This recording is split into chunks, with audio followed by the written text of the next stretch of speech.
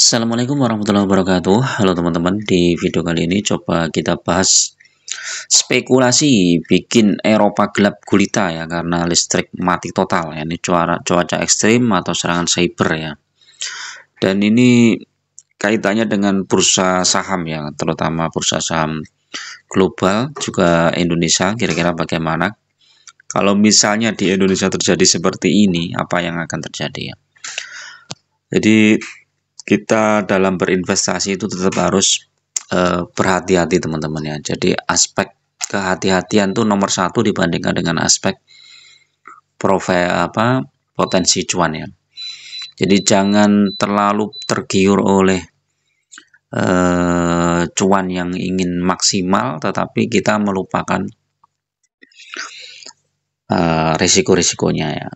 Terutama misalnya kalau teman-teman investasi di saham ya. Nah, ini baru pertama kali nih terjadi nih blackout total di Eropa ya. Eropa itu lebih canggih lah dibandingkan dengan negara kita ya. Bagaimana ternyata tidak mampu mengantisipasi ya terjadinya blackout total. Walaupun telah pulih ya di hampir 90% daratan Spanyol ya Selasa pagi ya. Dia hampir 24 jam ya. Ada yang 12 jam, ada yang hampir 24 jam. Dan dalam waktu 24 jam kita tidak bisa mengakses internet, tidak bisa mengakses listrik, transportasi lumpuh. Nah, jangan-jangan kalau kita punya aset digital, wah bahaya juga teman-teman kalau semua aset kita digital ya. Nah, berkaca dari kejadian ini teman-teman ya, jadi dalam berinvestasi saham itu kita harus memegang prinsip jangan menaruh telur di dalam satu keranjang ya. Jadi jangan menaruh telur di satu keranjang. Ini keren nih teman-teman ya. Pepatah yang berarti jangan mengandalkan satu sumber atau satu cara saja untuk mencapai tujuan. Nah, ini kaitannya dengan kripto juga teman-teman. Jadi kripto mungkin banyak kelebihan ya. Aset bisa dibawa kemana-mana, bisa dipindahin kemana-mana gitu ya. Dalam waktu yang singkat ya, seluruh harta benda kalian itu bisa dibawa kemana-mana asalkan passwordnya nggak lupa itu. Nah, masalahnya bagaimana kalau misalnya terjadi seperti ini ya, blackout seperti itu ya, aset kita langsung hilang ya, dalam waktu sekejap hilang. Nah, saham bagaimana saham? Saham itu kan juga sangat tergantung dengan digital ya, sangat tergantung dengan listrik, sangat tergantung dengan internet gitu. Ketika internet mati, listrik mati, ya kita nggak bisa apa-apain teman-teman. Mau jual saham kita juga nggak bisa, bahkan transaksi misalnya rekening kita ya di tabungan dalam bentuk rekening digital ya, mobile banking dan lain-lain itu juga nggak bisa terjadi ya. Jadi seperti di Eropa itu orang belanja di supermarket nggak bisa pakai rekening teman-teman, karena listrik mati, nggak bisa transaksi, dan ini membuat panikan ya. Akhirnya orang hanya bisa belanja dengan uang tunai. Nah, untuk mengantisipasi itu teman-teman perlu menerapkan ini ya. Jadi jangan menaruh telur, atau sebaiknya tidak menaruh semua uang Anda dalam satu jenis investasi. Entah itu saham, kripto, ataupun rekening pribadi ya. Jadi ada beberapa saham beberapa investasi yang perlu teman-teman perhatikan. Yang pertama mungkin saham boleh ya, saham. Tapi nggak usah all in, nggak semuanya. Terus yang kedua adalah uang cash juga secukupnya. Kemudian yang ketiga adalah emas teman-teman ya. Jadi kalau teman-teman punya emas dalam kondisi apapun, emas itu dalam bentuk fisik loh ya, bukan dalam bentuk emas digital ya. Kalau emas digital ya teman-teman tetap juga nggak bisa akses ya. Emas dalam bentuk fisik itu jauh lebih aman ya dalam kondisi apapun. Nah, kalau misalnya terjadi krisis, kita masih pegang uang cash. Nah, kalau misalnya ternyata uang cash juga mengalami misalnya goncangan ya, inflasi yang tinggi, kemudian mungkin kejadian-kejadian yang kita nggak bisa memprediksi ya. Nah, kita masih punya emas. Nah, emas itu dalam kondisi apapun sudah terbukti ribuan tahun dipakai untuk alat tukar itu udah bisa ya. Dan sampai sekarang harga emas pun juga masih lanjut naik ya teman-teman. Walaupun nanti tetap fluktuatif ya, naik turun naik turun. Kalau sudah terlalu tinggi ya dia pasti akan terkoreksi ya. Jadi jangan FOMO, jangan ikut-ikutan ya. Ketika orang borong emas, harga emas naik tinggi, kalian ikut-ikutan, itu jangan.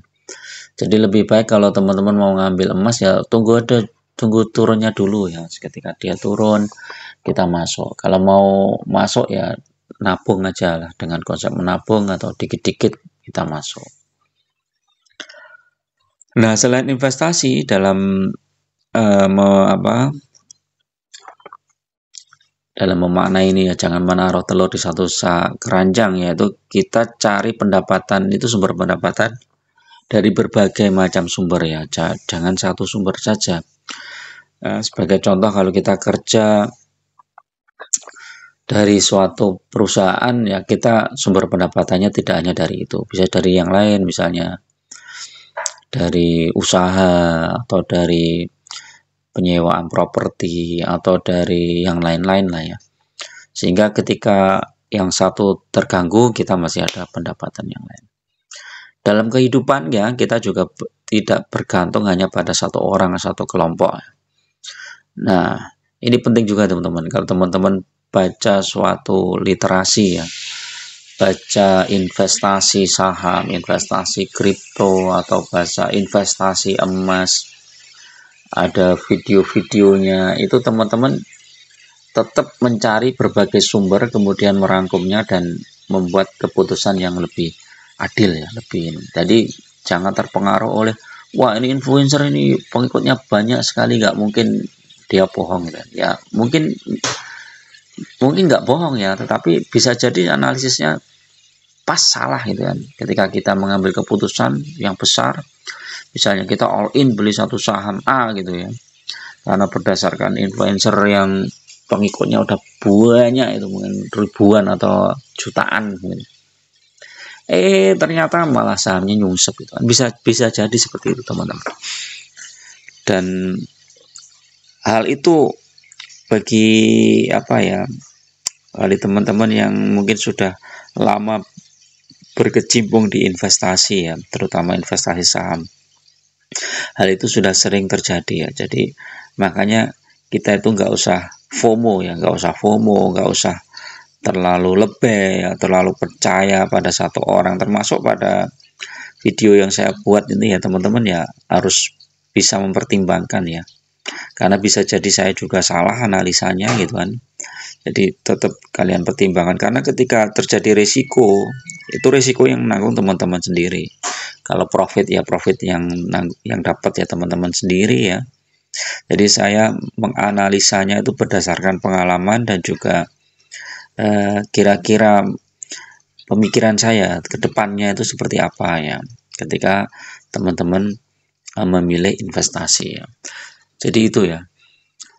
Berkaca dari blackout di Eropa, bisa jadi blackout akan terjadi di berbagai negara teman-teman ya.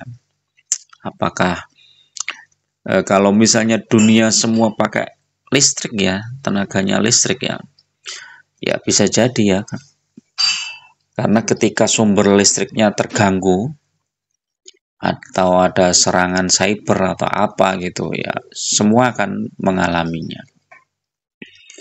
Jadi itu ya.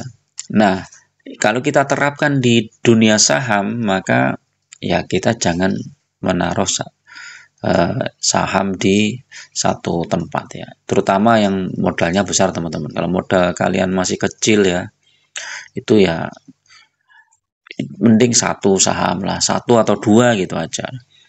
Kalau modalnya besar banget ya teman-teman, bisa menaruh di beberapa saham. Kenapa satu atau dua saham ya? Karena kita bisa lebih fokus memantau fundamental saham tersebut. Kemudian ketika nanti sahamnya itu turun, kita ada dana untuk average down di harga bawah, sehingga portofolio kita makin lama makin bertambah. Jangan begitu sahamnya turun malah cut loss, sahamnya naik masuk, kemudian turun lagi cut loss lagi, ya makin lama makin habis. Lebih baik fokus saja di satu saham atau dua saham lah ya, yang fundamentalnya bagus, kemudian terus dinaikkan portofolionya, jumlah lotnya itu ditambahkan.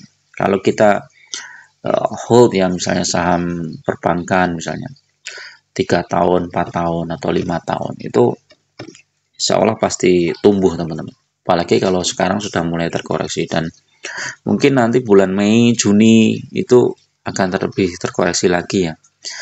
Ini bulan Mei udah awal Mei, Juni, Juli ya mungkin sekitar itu masih turun lagi. Nah, kita saatnya untuk masuk. Oke, itu dulu untuk review pagi ini. Mudah-mudahan bermanfaat.